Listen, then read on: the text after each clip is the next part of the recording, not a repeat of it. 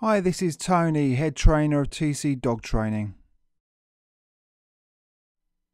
And today we're going to look at the subject of straight sits. So getting your dog to sit straight. Now, a straight sit doesn't actually mean that the dog is stuck to your leg and sitting there, but what it does mean is that when you're ready to cross that road or ready to set off a loose lead walk in, you're already working as a team. If your dog is already facing the wrong direction, the second you head off, he's going in one direction, you're going in the other, and it can be quite dangerous. You will also find that in dog training and in dog training classes, many of the exercises emanate from the dog sitting by your side. Now, it's a very good idea to have a favourite side where you get your dog to sit on and also where you do your loose lead walking from. That way your dog knows where he should be and you know where your dog is. Traditionally, we tend to get the dogs to sit on the left and we walk our dogs on the left. Now, that originates back in the old days when gentlemen used to have their gun dogs on their left and they'll be holding their guns in their right arm. However, with a pet dog, it really doesn't matter if you want your dog walked on the right or the left. However, what I do suggest is keep a more prominent side. Again, so your dog knows where he should be, where the good stuff happens, and you know where your dog's going to be at all times. The final result of this exercise can be summed up nicely. For the sit, we want the dog's nose pointing in the same direction as your toes. So let's crack on with the practical then.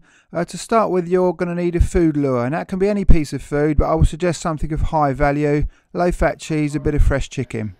So let's get my lure. There's Motley, my dog, and I'm just using a bit of kibble for this. It's on his nose, but swinging my arm back, stepping forward over his head as I tell him to sit. Easy, isn't it? Let's have another look at that. And notice I'm saying sit, just as he's about to sit. But no, I must apologise, that's far too quick. Let's slow it down a little bit. So food on nose, like a magnet.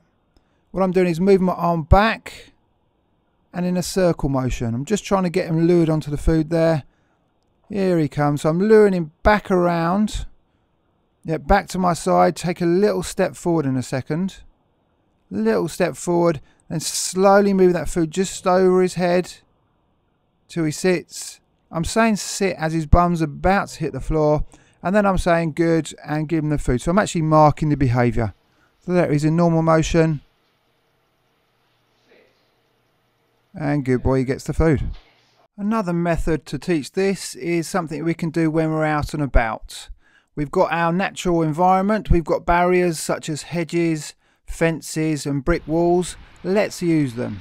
So all I'm doing now is walking along and I'm requesting a sit. My dog Motley is going to be sitting between my leg and the barrier.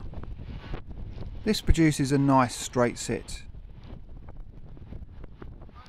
I'm using his name to head off with, requesting that sit, marking it, and he gets the good stuff. So when you're out and about walking your dog, practicing your loose lead walking, you can start to incorporate these straight sits. Use the environment, use these barriers, and practice.